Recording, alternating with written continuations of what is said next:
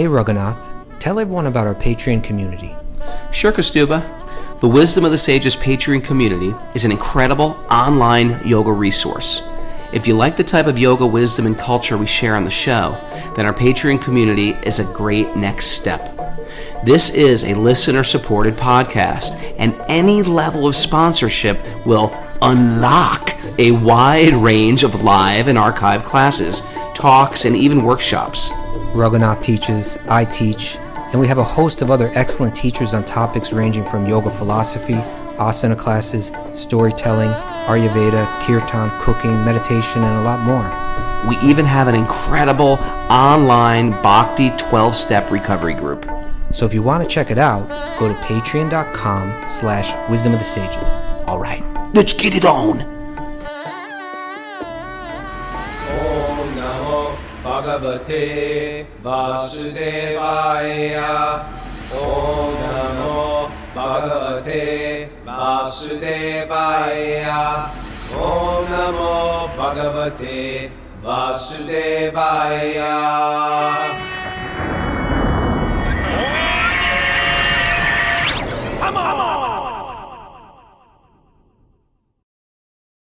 Live from Bhakti Stock in Mill Fairleigh, Vermont. This is Wisdom of the Sages, a daily yoga podcast with your host, Raghunath, and co-host and senior educator at the Bhakti Center in New York, Kastuba Das. Welcome to the show, everybody. Welcome to beautiful Vermont. It's Q&A day, and if you're listening to this on Facebook, welcome. We do this podcast pretty much every day. Study of the Srimad Bhagavatam, the cream of the crop of Vedic literatures, to connect the jiva with Bhagavan, the soul with the divine. And Saturday is Q&A day. And we thought it would be nice to invite a lot of the studio audience because we're at this beautiful Bhakti festival in the mountains. I think it's the mountains. It's something. It's like a farm. It's the Green Mountains. Yes. And we thought it'd be nice to invite a lot of the I guess this is like a pilgrimage, you know, it's the modern day pilgrimage where you're going to hear kirtan, associate with like-minded people. You know, you talk about a music festival, a lot of things you get conjure up in the mind, but this is sort of like a Bhakti kirtan music, mantra music festival. A lot of great people here, a lot of great vendors here, a lot of great healthy, organic prasad or vegan, vegetarian food here. So it's sort of like a pilgrimage for a lot of people, and people came from all over the place. How are you, Kastuba? Are you recovered after Ashram Week 2.0? I am. I mean, I didn't need to recover from it. It was great. Oh, really? I did. I need to recover, man. This was my first day to sleep in because even on our sleep in Saturdays and Sundays, I woke up and taught yoga. So I was like, I'm going to sleep in today. It's going to be great. I'm going to go crazy. Get to sleep into 5:48. I'm just like, you know what happens when you just keep on waking up? You get the body clock that just like wakes you up. Okay. So I didn't really. It's a body clock.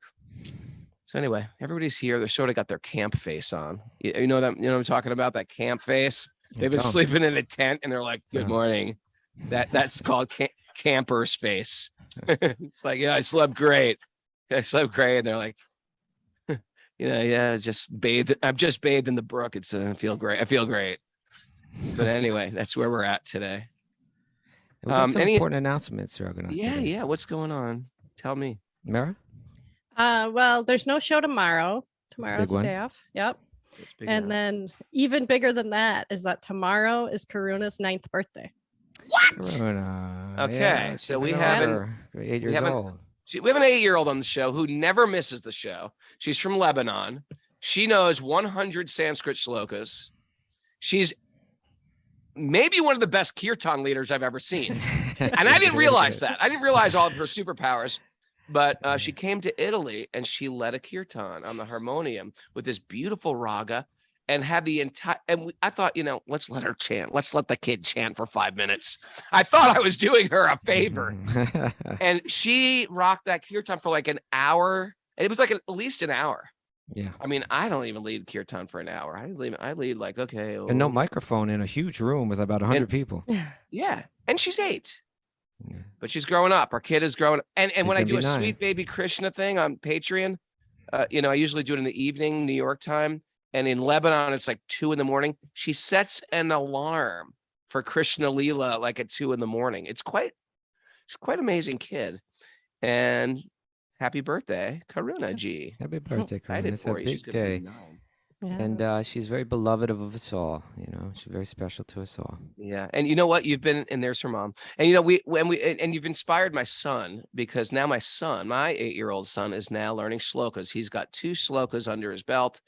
But You got unlike new you, nickname for him, though, right? I got a new nickname for who? For Tarun? For Tarun, we call him Half Shlok. Oh, we call him Half Shlok. He learns like a half a shlok and then he gets all irritable, but then he comes back strong. And what he does, and it's sort of like it's sort of like the caste system. Karuna's like the Brahmin, and my kid is like, I'll learn a shloka for $2. $2 a shloka he charges. I was like, all right, you got that. Like, how can I make $100? I was like, 50 shlokas, you got 100.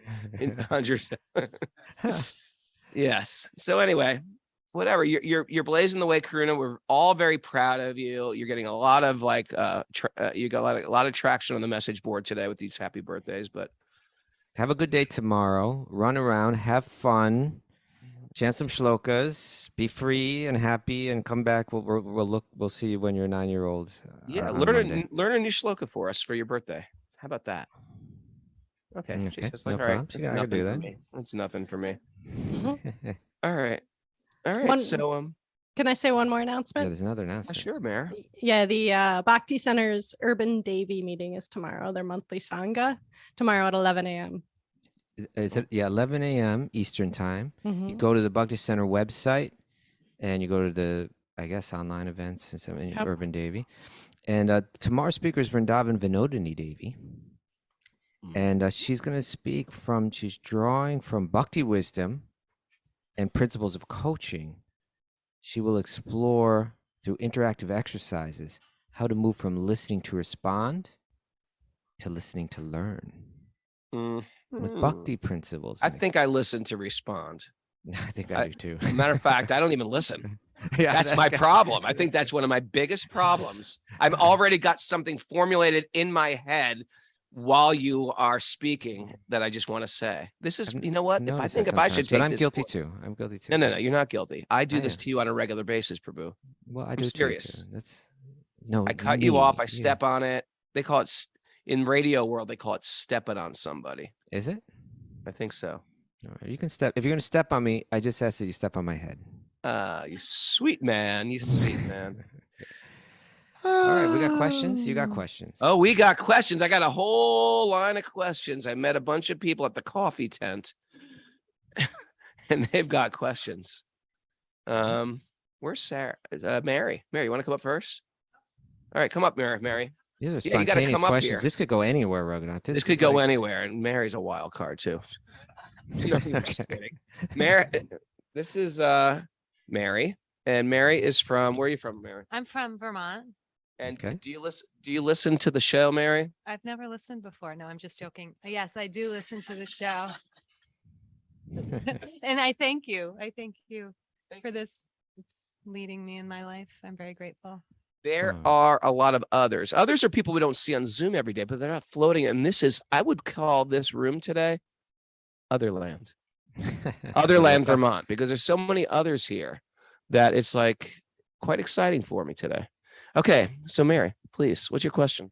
Oh, I have many, but my question for today is, how do you know your intuition is your truth? Oh. Ooh, because people do that a lot. They say, I got a gut feeling about this. I got a real gut feeling about this. Do you trust it? I'm going to throw this like a stupid. Do you trust that intuition? People say, always trust your intuition, right? That's a very common phrase everyone says. We How do say you know it's true. Never trust your intuition. You say, you know what? That's a great, Not I like where you're exactly, going with but- that. No. Please tease that out, Robo, please. Well, okay, it's a great question. Thank you, Mary. And we haven't met, but I'm glad I've met you now. So a lot of Eastern philosophy and yoga has to do with epistemology, right? Like, how do we know how do we know something's true, right? Like, what is our basis for understanding what's real or what's true? And the different philosophical systems, and they each have their different way of doing it. Like they have their, but by far of all these different philosophical schools, the most influential and the one that all the others stem off of is called Vedanta, which means that, how do we within the school of Vedanta, which the whole yoga world grows out of, and the whole Hinduism world grows out of, but within Vedanta, it's established that that the way that we understand what is true is there's a faith in these ancient texts, that these aren't ordinary texts, that there's eternal truth within them.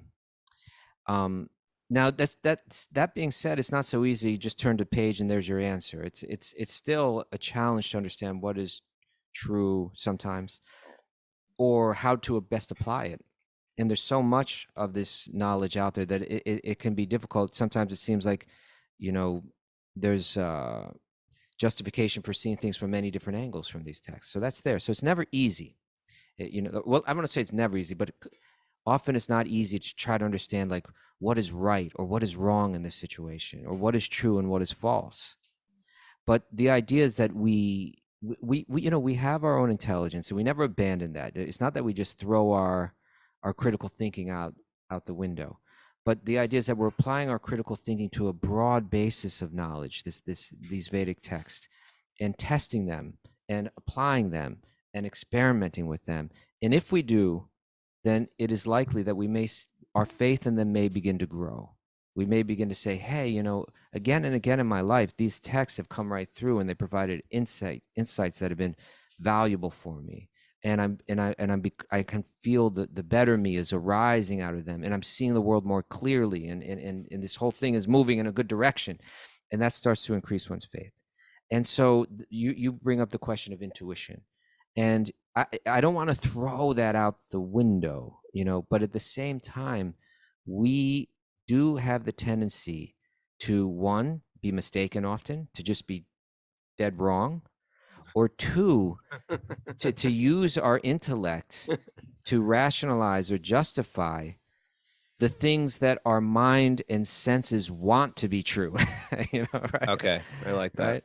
Yeah, someone was speaking to me, and they said this and that, and what I heard was, they love me.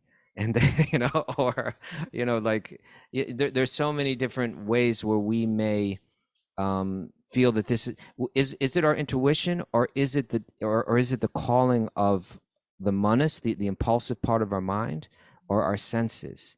That's tricky. So commonly we say there's three places that we go, right? We go to guru, we go to sadhu, and we go to shastra. We go to the guru, means we have like spiritual guides that we've, through careful analysis and through some time tested exposure, we've developed some faith in, and we begin to feel like, actually, that person, they got a lot of good things to say and that are really helpful for me. They understand what to speak of. They understand this practice of yoga much better than I do. I see that they're succeeding in it because I see all the beautiful qualities of a yogi arising in their character. When they speak to me, I profoundly feel truth, and they back it up clearly, in how they present themselves. I feel that they care for me, genuine care and love, that it's not some artificial thing, that they're not just collecting followers or whatever. And I've developed trust in these guys. And they may be like big gurus, or they may be like gurus that, in a sense, that wherever we feel truth is consistently come, it may be close friends, it may be close friends that we trust.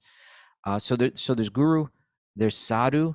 There's a whole history of great spiritual practitioners throughout the ages, and their lives are written about in important texts, and their examples that they set, that also becomes very helpful. And then shastra, and shastra means that these original texts, the tradition of these sacred texts. And actually, shastra is considered the most important because guru and sadhu are informed by them. And so it's not that we're not individuals. It's not that we just follow dogmatically things that are taught in books, but we try to understand more deeply what is true in the situation, particularly when it's a challenging one, particularly when it's an important decision that's going to affect our future, that's going to affect the lives of others. We consult, and so that's going to be for a sincere yoga practitioner to have those in place. I regularly study shastra so that my mind begins to be well informed through it, so that my mind, so that I'm seeing life through this. I have the opportunity to see life through this spiritual perspective. That's real important. And then to have those good examples in life and good friends in life or good teachers in life, then there will be times in our life where our intuition, well, let me put it this way. There will be times in our life where our quote unquote intuition is really potentially harmful, and everybody can see it but us. There's sometimes there's times like that, right? And sometimes it's more interventions. They all come Yeah, around you. All your good friends, like, you know what? Everybody's seen this but you. We call, what I call that, Coach Stu, we call it, and some people can relate to this. Anybody can relate to having a broken picker. Everything you pick is a little broken. It's like I meant to pick this person and it's completely the wrong person. And so it's like we've had an intuition, but my intuition again and again has proven me like, man, that's wrong. I thought he was Mr. Right. And a year and a half later, I realized he was Mr. Absolutely wrong. So we got to be, I like what you're saying. Refer to Guru Sadhu and Shastra. I think a very simple translation to the first one is, who are the people in your life, right? Like, you're a go-to for me. You're a good friend. I trust the way you walk and talk, so to speak. And I'll say, Coach Stuba, this is what my gut feeling says. What do you think? And then you'll say, way off base, Raghu, way off base. That ain't your gut feeling. That's your, right? Because we could also need that. Yeah, we all need that. Yeah, we need good friends, teachers in our life that we can, look up to. And sometimes that answer does come in a book. You open a book and it's right there. Yep. But, sometimes we don't make choices because of our anxiety. We call that my gut feeling says no, or that could just be you're riddled with anxiety and not stepping up and doing what you're called to do. You're not stepping up. I feel, I get this overwhelmed. I feel like the universe is telling me, don't do this. That just could be not your gut feeling. So yeah, we get it's like you're tuning in a radio station, but you're like tuning into the wrong station. Instead of going to gut feeling, you're on the anxiety channel or you're on the lust channel. Yep, I got to do it. She's the one. It's your lust channel. It's not your true nature. So yeah. So you're saying careful. Careful. Yeah. I'm not, I like your opening gamut. We say never trust your intuition. But there's the yogic studies. If you read Bhagavad Gita and Bhagavatam and other important yogic texts, they describe that like the mind is. They don't use this analogy, but you can in our modern day, we can kind of make this connection that the mind is kind of like a computer. It's very much like a computer. And there's one application on that computer that does all the choice making, it goes, and that's called the manas. And we could call the manas the impulsive part of the mind, or the impulsive function, or the impulsive application. It means that through our experience in life, through what's come through our senses, that part of the mind has been programmed to find certain things attractive and certain things repulsive, or certain things, like certain things we become convinced this will bring me happiness, and other things we were convinced that won't bring me happiness. But what the yogis understood was this like and dislike is very much, it can be like entirely randomly programmed through our experience. And so one person grows up in one part of the world or in one atmosphere. So, there's this social conditioning that we become convinced, I need this, when there's actually no truth to it. It's just that the mind's been programmed to automatically respond that way. And this stuff is very deep. So there's another part of the mind, another application called the buddhi, which is more about reasoning. It's the intellect that's more to examine. A yogi will use that reasoning facility, sharpen it and nourish it with yogic teachings, and then apply it to their impulsive mind and say, I feel a drive within me to try to get this for my happiness. But let me really examine that. Is that a healthy drive? Is that something that's just been programmed in my mind and I've become convinced I need it when actually I don't need it at all, and actually is causing problems in my life? And then through reflecting that way again and again, one can reprogram that impulsive application, so that where we do spontaneously feel called to do that which is yogic and healthy for us, And then the mind becomes the best friend rather than the worst enemy.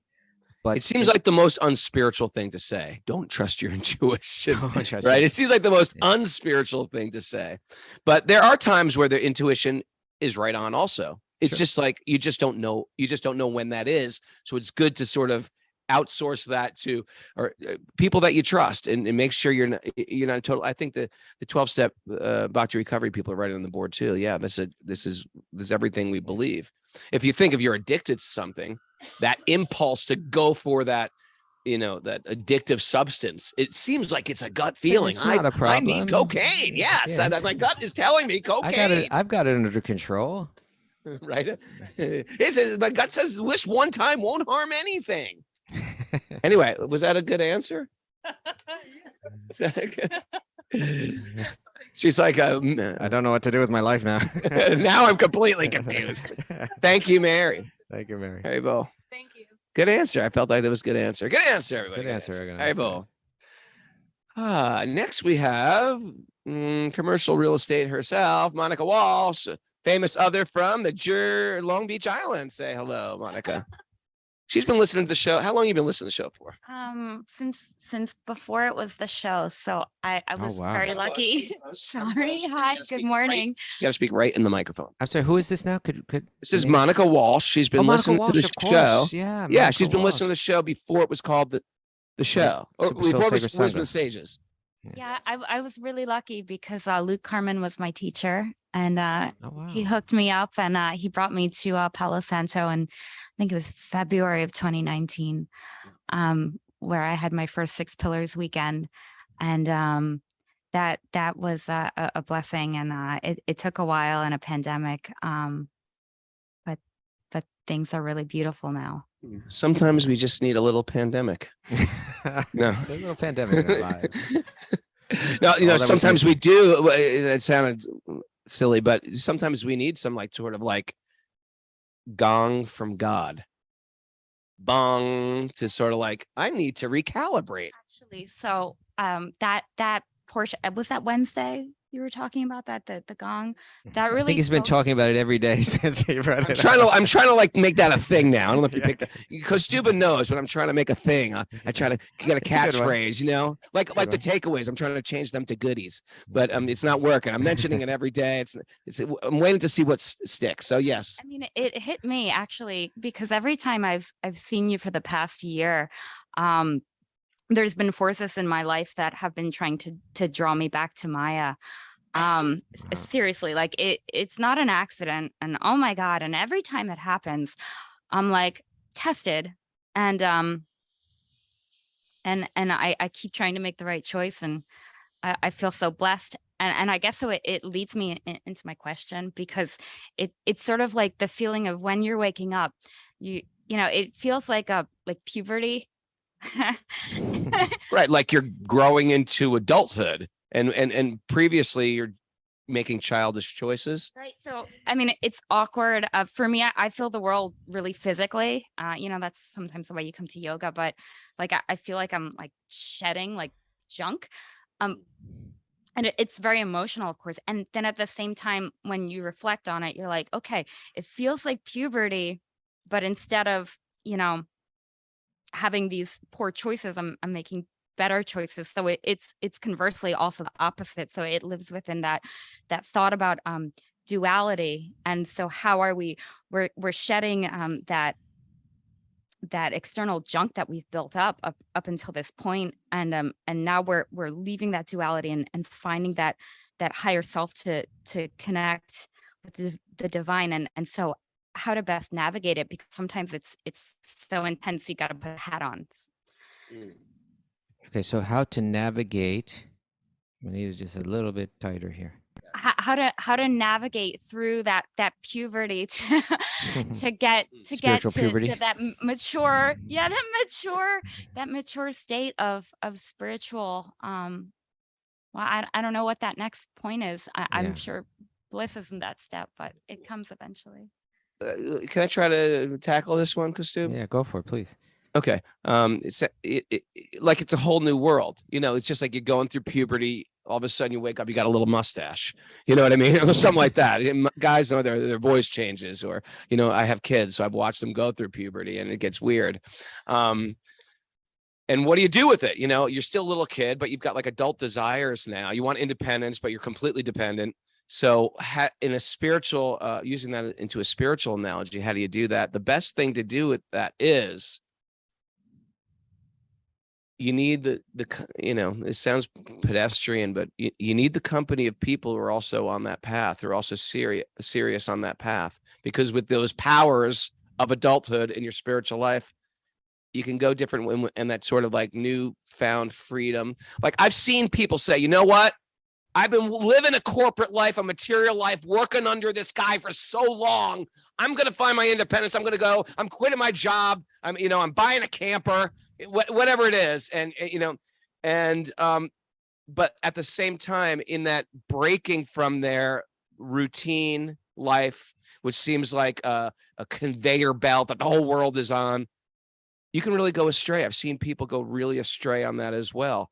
So you got to find people in your life that you feel like, you know what, these guys are, or these ladies, or this community, or these people, or this teacher, they're in the world. They're still in the world. They've got their feet on the ground, but they're also have their consciousness high, because you can become really ungrounded in the name of just like, I'm just moving away from the city. I'm just going to live in the country. Guess what? There are a lot of crazy people live in the country too. You know what I mean? There's a lot of crazy people that live in a cabin in the woods. There's a lot of crazy people who live by a creek in the woods or in the desert and build a house out of earth. You know what I mean? It's not like just changing your environment or quitting the corporate job gives you spirituality. You got to find communities of like-minded people who are both grounded, right? I've seen people like literally like walk away from their children in the name of spirituality, or I've seen their, all different types of things. So we got to stay with, one toe in this world just to, keep the connection with this world. And at the same time, we can be very, very high as well. And that comes from people who you feel like, I like what they're doing. I want to be like that. I need these people in my life. And Krishna, if you're sincere, God will direct those people to you. What do you think about that? Got anything you want to add to that, sir? I like that a lot. I'm trying to think more deeply about. I have a feeling that this is a really good analogy, and I'm trying to understand it better. But like I'm trying to understand. In puberty, you're changing from a child to an adult in one sense. You're changing physically and hormonally. It's all going on, but there's a lot. I guess the real thing is what's going on in the mind. Right. It's like, am I an adult or am I not? And I think people can feel like, am I a deeply spiritual person or am I not? And where, I'm kind of on this, that might be an awkward place to be. Now you have a different set of values, your values have grown in some kind of way or developed in a particular way, but your mind is not used to always following those values, and you're still in a world that may not fully embrace those values. So like every step is a little confusing and a little problematic. One example I've used in the past is like, and you've spoken about it, Raghunath, is like one of the most potentially ego challenging activities a bhakti yogi may do in the beginning is like go out in the streets and do kirtan. Right. And everybody's going to walk at you and they're going to look at you like, you have the old friends from the past walking by and they're like, what happened to you? Oh, man. Did I ever tell you the time I was doing kirtan and I ran into Vinny Stigma from Agnostic Front? No, you didn't. I was like, oh, my God, it's Vinny Stigma. And he looked at me and he was like, Ray Capo, what's a good Italian boy doing on the street like this? What would your mother say? I say. That's hilarious. But Vinny, anyway, a lot of people may not know who Vinny Stigma is, but he's a figure from our past. A big figure from our past, yes. But my point, yes. So and I'm at a point in my life now.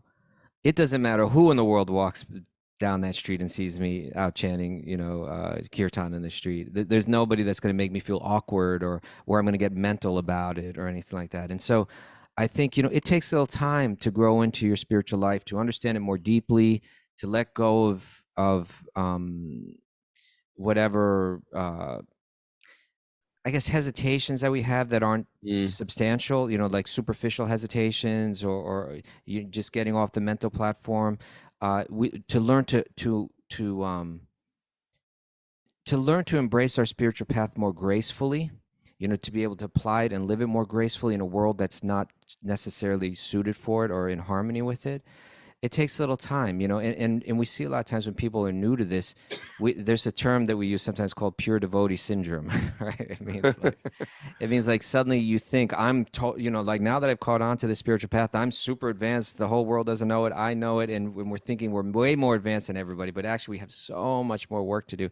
And that can be a really awkward stage where like we're offending people that aren't into it. We're offending people that are actually much deeper into it, although they don't look like it externally, and we're just like, you know, bumping into things left and right, so it can be an awkward stage.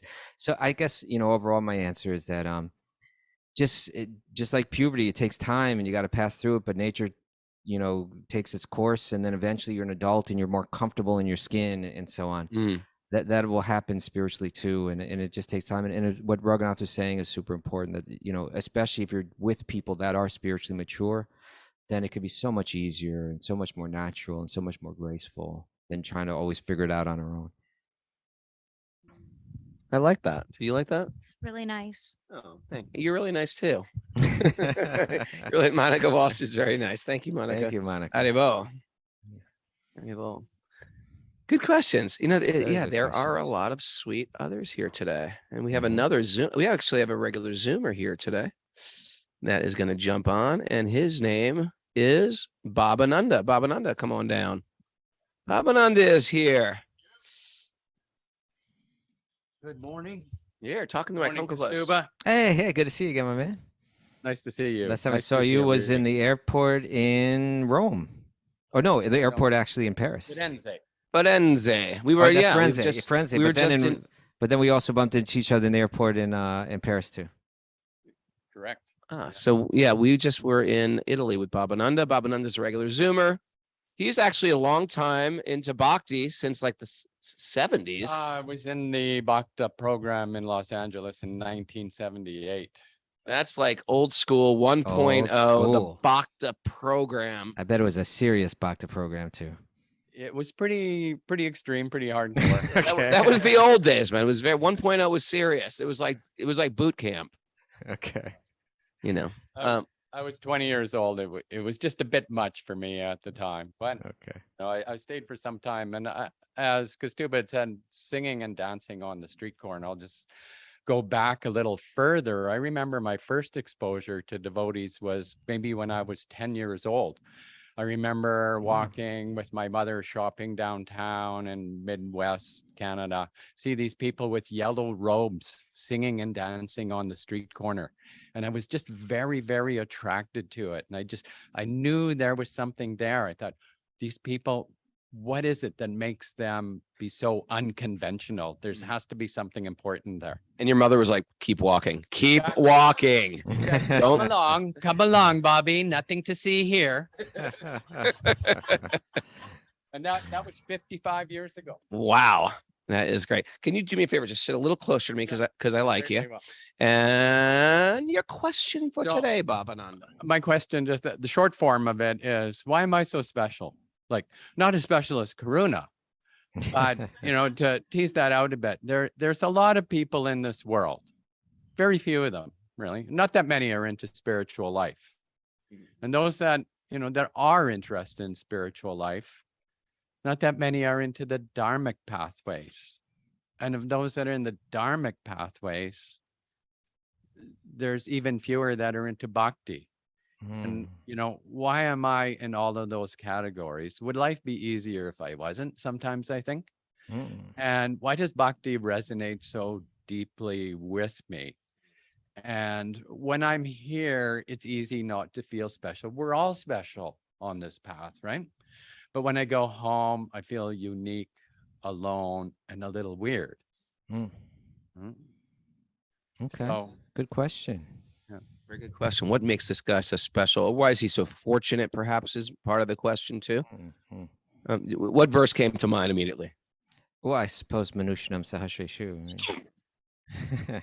That's thinking too. Out of many thousands among men, hardly one will, come forward in their spiritual life. And out of those, hardly one will know me in truth, Krishna says. And is that chapter 9, chapter 7, chapter 9, chapter 7? Yeah, it's in the middle there. But hearing that question, it's in chapter 8. Okay. But hearing that, my thoughts were to start. I think it's an important question. Sometimes I think, this experience, like when you finally are like completely liberated in bhakti, like in other words, where the material energy has been conquered, what does that look like? We hear in Bhagavatam, we read certain stories. In a fascinating book, the Brihad Bhagavatamrita, there's a discussion of what this is like, when you finally arrive, you've arrived, in your spiritual destination, in a sense. Because that's a question. What's it like? What do you do in heaven? Yeah. But I wonder, sometimes I do wonder, like, do you get a vision of like your whole history and all that you've been through, like the many lifetimes and how you got where you were and who was responsible for helping you get where you were? Or is that all unimportant at that point? Yeah. Or is it just like, like you ever wake up from a dream and like, wow, that was a crazy dream, and you completely forget about it by the time you're brushing your teeth?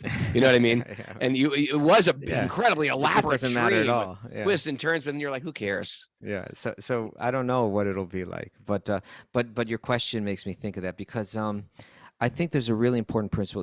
The way that our understanding is that we're here in this world due to a certain, let's say, what's the word I'm looking for? Like a certain aversion to kind of like playing our natural role as a natural lover of God, as giving and receiving love back and forth with God. We have a certain aversion to that formula.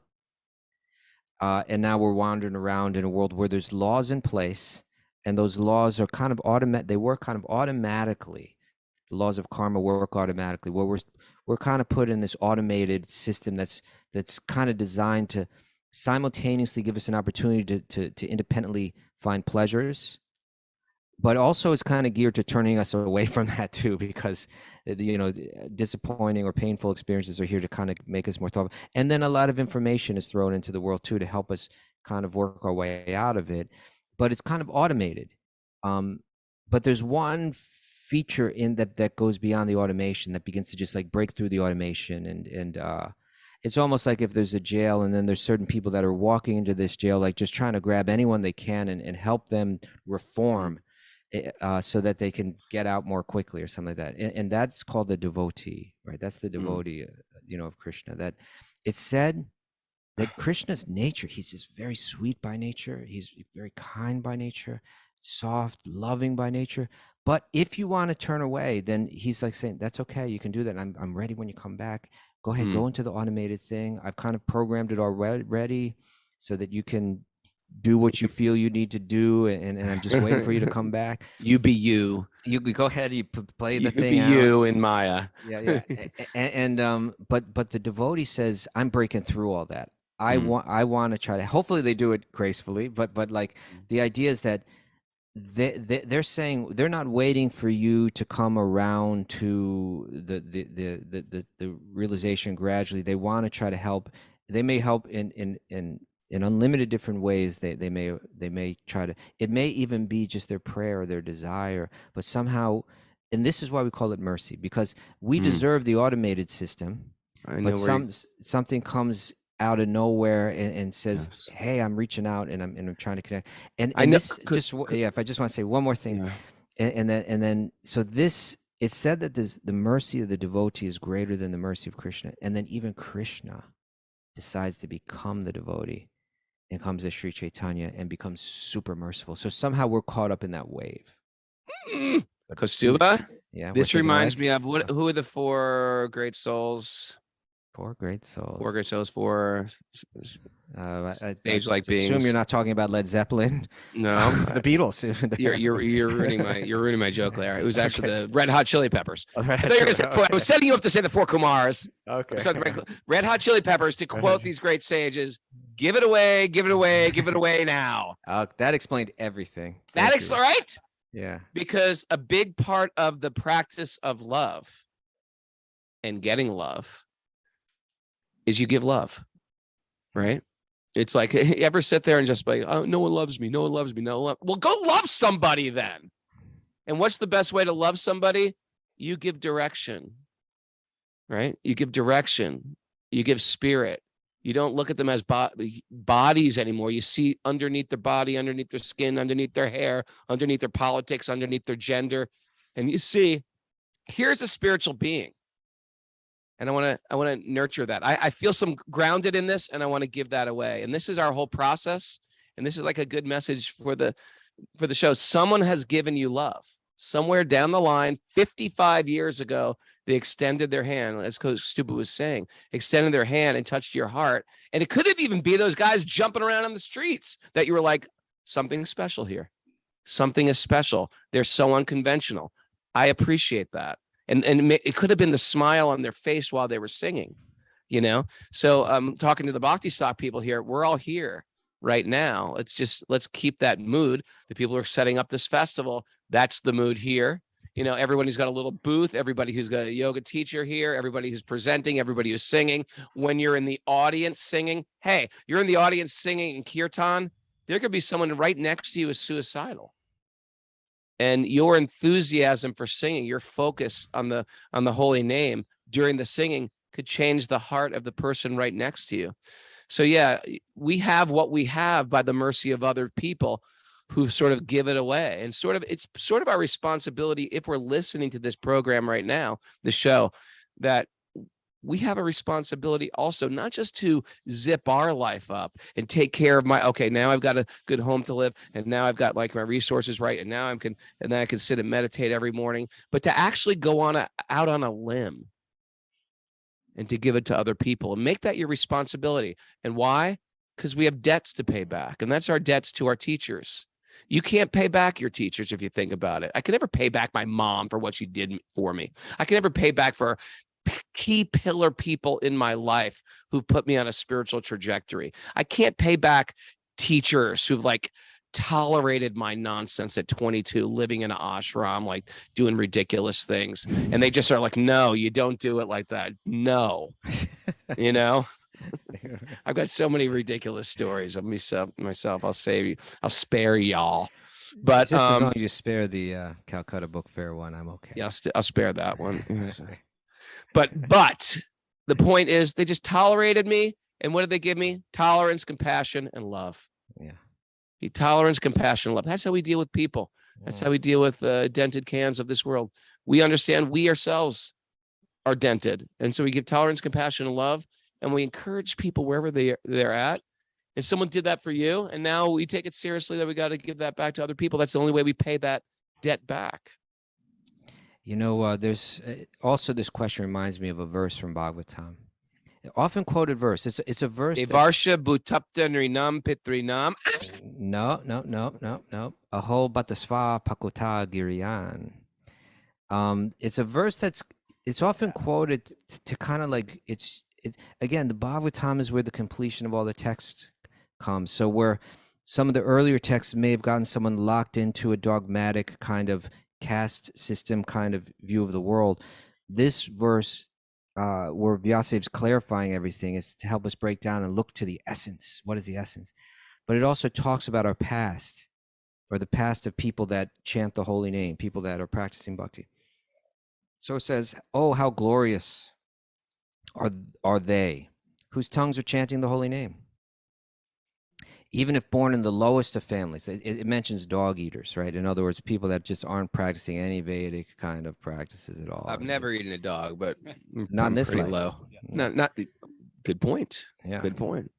But even if born in a family of dog eaters, such persons are worshipable. In other words, it doesn't matter where you're born, what family you're born in, what gender you're born in, what race you're born. None of that matters, right? Persons who chant the holy name of your lordship must have executed all kinds of austerities and fire sacrifices and achieved all the good manners of the Aryans. And here, Aryans, we have to understand that's an ancient word that means of those that were like well-behaved and refined and cultured.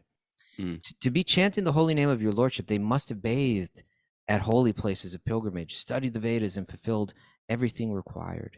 So it's a verse that's it's meant for us to say anyone that's practicing bhakti let us think of them as being people, regardless of their current situation or how they're born or how they grew up in this life.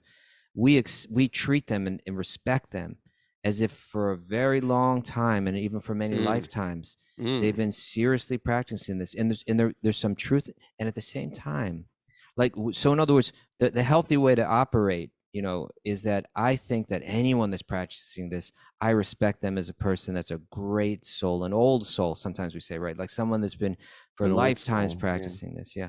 And then as far as ourselves, because one times, I don't know if it was because of this verse or some similar discussion, someone asked Srila Prabhupada, and Srila Prabhupada is generally just very humble in how he said things, but he said something a little bit kind of like, well, thought provoking. Let's say thought provoking, but a little bit, but maybe not as externally sweet as he would sometimes speak. But someone said, well, Prabhupada, what did we do to become so fortunate like this? Like what did we? How did we get this good fortune? Like implying that they had been doing it in previous lives, and so right?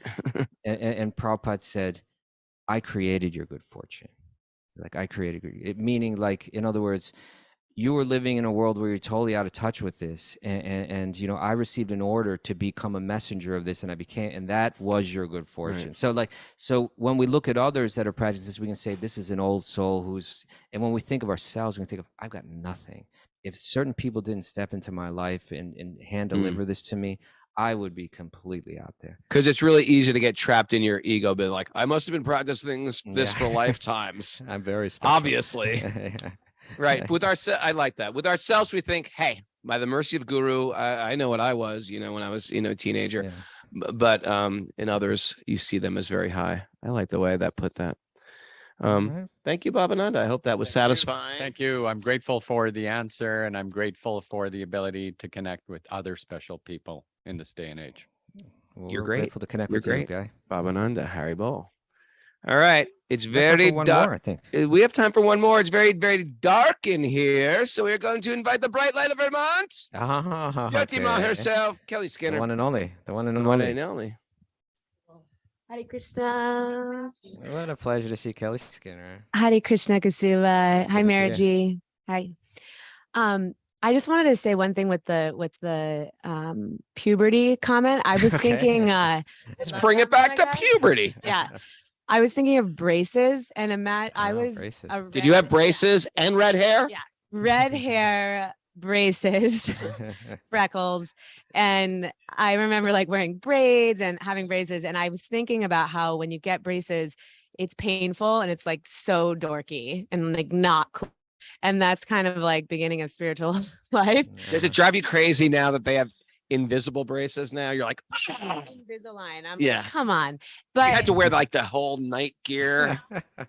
I didn't have to do that. The big strap around the neck. And then I got over it to some extent. And I started I loved getting the colored rubber bands. So I would get like bright green colored rubber bands. So eventually you can get to the point where it's like, you just embrace the weirdness, right? It's like, just so that's what you're doing, Kelly. That's what I do. You're and embracing the weirdness. That's kind of what I do. I guess I am weird. It's working for you. It's working. Thank you, Prabhu. So excited to have Raghunath here and to be bringing wisdom of the sages to Vermont. It's so exciting. So thank you for this opportunity. I wish I wasn't teaching at 8:00 tomorrow. We could do it again. I know. Oh, I wonder if we could shuffle it around. Is it too late for that, Kastuba? Well, we got to get the word out to people, but is there a way to get the word out to people on short notice if I switch it around, Mara? Yeah, she's got her channels. Yeah, she's got channels. She's got. All right, we'll try a switcheroo. I'll let you know in a couple hours. Okay. We do another Q&A day tomorrow. We don't have anybody lined up for an interview. We do a Q&A day tomorrow. Yeah, we could do it like this. It's sort of fun. Okay. And we do have like 50 people in the room, maybe. And we have questions. Yeah. I was gonna say we have questions that have been stocking up for the past couple of weeks. Backlogged questions. Okay. Backlogged questions. All right. Bright Light. What's your question today? Yeah. So my question is sort of piggybacks off of what Mary was talking about with intuition. And I'm consider myself an intuitive. It's one of my false ego identifications. I think you may be. Well, thank you. Except when it comes to Raghunath's pranks.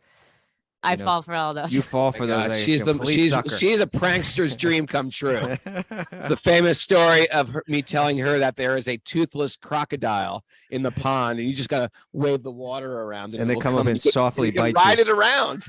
And she was laying on her belly, waving her hand, calling the crocodile. Oh, Yeah, that was a good one. Yeah. Oh, Hard when time you living say that it one and down. when you say it back, when you say it back, it's like, no, there's no way anyone fell for that.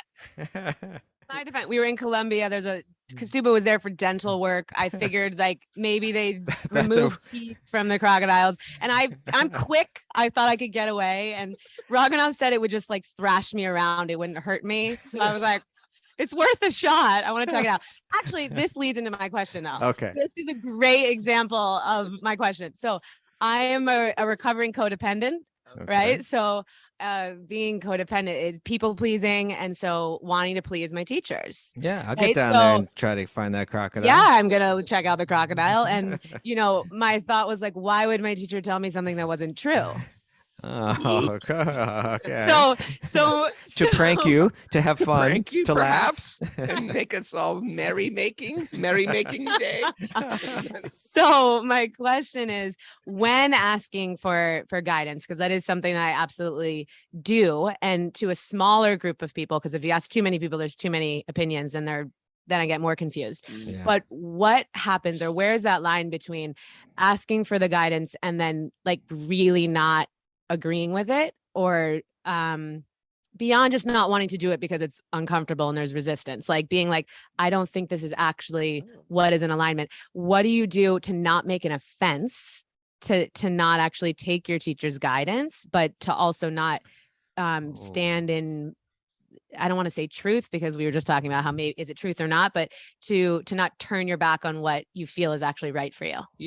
Can I add on to this? Because too, this is Get you started with the rogue. I got something I want to share, but you get it started. I'm not going to get started. I actually want to just add into it too. Oh, okay. I'm throwing it at you, man. She's throwing a curveball here and hardball here. And she's playing the major leagues, so I'm throwing it at you, brother. I'm playing kitty softball. They lob them in, have the wiffle bat. Okay. But have you personally ever had like an instruction that you felt like this is wrong? No, it's not going to work in your life. Have you ever had that? I have actually, and when you have it with Tamal Krishna Goswami, it's Oh. very... And his guru, by the way, he was like 20 gauge double barrel shotgun. It'd be like boom. and like his intelligence was so incredibly sharp, and my relationship with him for so many years was that of a faithful brahmachari disciple, and there was, I don't know if I'll go into details about it here, but there's one time where I felt like I kind of stood up and it became a confrontation, like heavy, but then we worked it all out. And it was helpful, definitely helpful for me. So But you did draw an intuition then, or obviously some gut feeling. I wouldn't call it just intuition. I was speaking to his respected godbrothers about it too. Like I was consulting with people that he respected on this point. So and this is the point that I want to share, that there's a culture of faith within the Bhakti tradition, within the yoga tradition. If something like what you said comes up, where it's like, this is a person that I respect, that I put a lot of faith in and so on, but what they're telling me right now, I'm not entirely comfortable with this. I'm not sure, it's not that you have to be a complete blind follower and throw out your critical thinking. That's not being asked for. But what is being asked for is to maintain the culture of faith, maintain an etiquette of faith, deal with it. It's a really sensitive circumstance. I like that. Maintain the etiquette of faith. Yeah. Because and if you do that, then you can work through it. And so I have 4 things to consider, okay, regarding one's disagreements with one's teacher. 4 things to think about. Here's number 1. One can ask you themselves. Formulated this quick? I've shared it on I've shared it on the show before. Okay. And it's largely something that I've gained from another teacher of mine, and I may have adapted a little bit. I don't even remember exactly, but I think this is really helpful. Okay, here's the first one. 4 things to consider I posted this on Instagram so people can find it there on the Wisdom of the Sages Instagram page. 4 things to consider regarding disagreements with one's teacher. 1, am I fully aware of the teacher's views on the subject of disagreement? Or am I coming to a conclusion only partially informed? Okay, let me see, you know, sometimes these aren't like, it seems like the one that you're saying is like a direct instruction to you, but even still, it might be like, well, why are you saying that this is the right thing? I need to understand more. I need to be more fully informed on why you're saying what you're saying. If I'm not fully informed, then I might even be commenting on something that's not even a disagreement. And, you know, once I hear you out more fully, it may be that actually we're in agreement. Number 2, is my disagreement with the actual principle being presented, or is the language getting in the way? Are there buzzwords or archaic language that is coming up that I'm responding to, rather than the actual principle or the message that's being shared? That could be an issue. Number 3, is the subject one that is essentially in terms of our relationship as teacher and student, or is it superfluous? In other words, what's being brought up may not rock our relation. It may be something that's not particularly significant in terms of our relationship and not particularly important. You know, it may be something that people can have different opinions about, and it's not so crucial. Okay. And then again, could I actually be wrong? Is it possible that my attachments or the conditioning that my mind has been shaped by are clouding my perception of truth? That's a possibility too. That may sound like gaslighting, you know, but it's an important consideration in trying to come to truth, and it's not something that should be thrown out the window. So all that being said, I would suggest that if someone comes to a disagreement with someone that they have respect, someone that they see as a teacher or a guru, that they go through these 4, carefully think about them. And at the end, they may find, actually, I think they may be wrong about this. They may be someone that I have a tremendous respect for, someone that's inspired me, someone who's even much more spiritually advanced than me. But I can't feel that what they're saying is the right thing here. Maintain the etiquette. You don't need to give them the finger and get in their face and get all, you know, like, how dare you think there's I mean, that's people ruin their extreme. relationships with their teachers or mentors, people who actually love them, just because it's threatening their ego. Yeah, and it's maintain the respect when you approach them. Maintain the etiquette of respect. Consult with others that they respect. You know, and never let that go. That's how I'm determined to practice, to never let that go. And I'll tell you something. That's what I tried to do when I ran into this conflict, and later in my life, I'm so happy that I did it that way. And, you know, So he trusted his intuition. right, you did. You trusted your intuition around. Well, I want to say it wasn't speaking just my up. intuition. I didn't just trust I followed my intuition, but I didn't necessarily trust it. I followed it, and I took it to people that you know. He actually did what we said to do. He trusted his intuition first, but then he challenged his intuition by bringing it to other people. He went to Guru. Guru said, well, I don't think it's this. Your intuition's off here. Then he also went to other sadhus. So we really did come full circle and answer this question on the first question. Yeah. You did what we said to do. I tried to do it in that case. Yeah. Yeah. So just for a little takeaway for me, it's that it's appropriate to, you know, the people pleasing way is to just say, yes, okay, and do it. Right. Whereas it's appropriate within the etiquette of faith to, within the ways that those 4 categories that you just said, to question something or to speak up and say, I'm not sure if this, can you explain this more? Could we talk through this? Because I'm not sure that it's landing. Yeah. I mean, even in my case, it was after I thought about it deeply, spoke to others that I had deep respect for. And again, even my gurus, it was actually my guru's close friends that I was consulting with on this, and I consulted with several of them. And they actually kind of said, well, what you're saying makes sense. And I think this is something that you two need to talk about more, you know. And then I went back to talk to him about it, and he maintained his position and I maintained my position. And it got, you know, again, with Tamal Krishna goes, as I love him and I respect him and I always will, and I'll be eternally grateful, but it could get hot. And it got very hot. Things got very, very hot. And you know, my determination in going into that was, I'm going to say what I need to say, and I'm going to say it respectfully, and I'm going to be.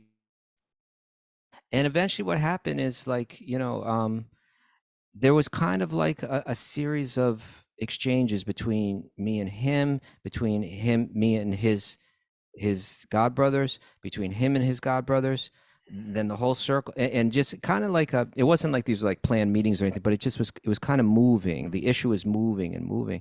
And I'll say this, he apologized to me. He people think of him as like this, like he had such a forceful personality, but he also had a very deep humility.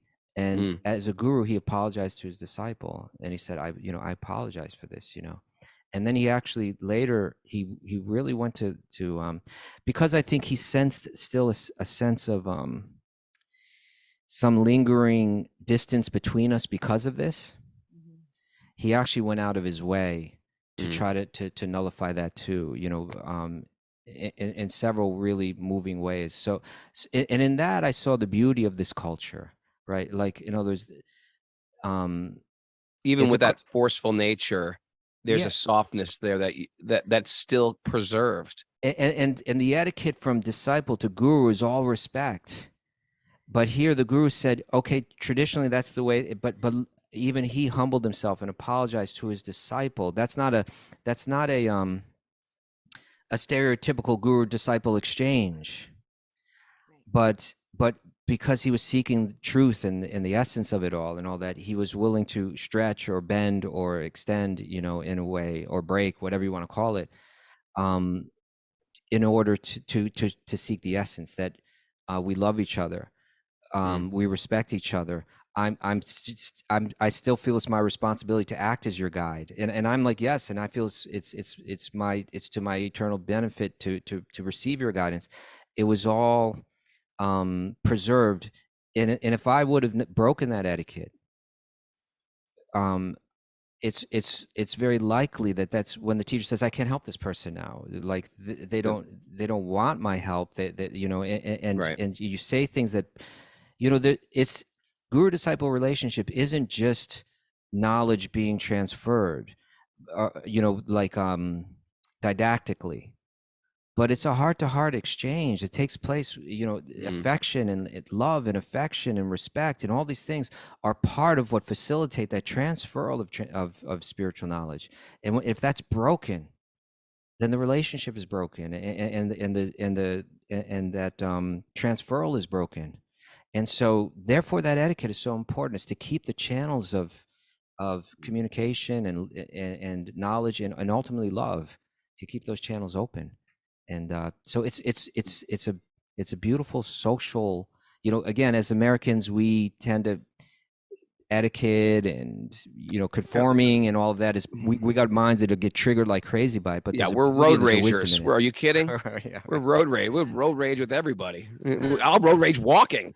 Like walking too fast, too close to me. In our culture, we just love the underdog standing up and flipping the bird and chewing out the authority, and we love and in our stuff. But and maybe there is a kind of a time and place for that, or there can be a value in that. I don't want to throw that entirely out either, but there's a beauty in the Vaishnavic etiquette, and so I encourage you to consider those 4 things. Very good. And under all cases, maintain that etiquette, and that keeps the relationship alive. Beautiful. Thank you, everyone. And that's our time today. We're way over time. We're way over time, but you know what? It was very good. You're very eloquent. You're poetic. And I want to thank everybody. And Mara, get the word out. I'm going to get back to you, and we're going to try to do a switcheroo. We're going to try to see if we can do a Q&A day tomorrow. I'll hit you, but very little internet up here, but there's internet in this barn. So I want to thank everybody for joining us live. Say Haribo, everybody. Got a big crew here, and I want to thank everybody joining us on Zoom. Live here at Bhakti Stock. I'm going to try to do this tomorrow. Thanks to everybody who joined us late. Look, Kelly Skinner's staying, doing her famous Kelly Skinner dance. I receive, I give. I receive, I give.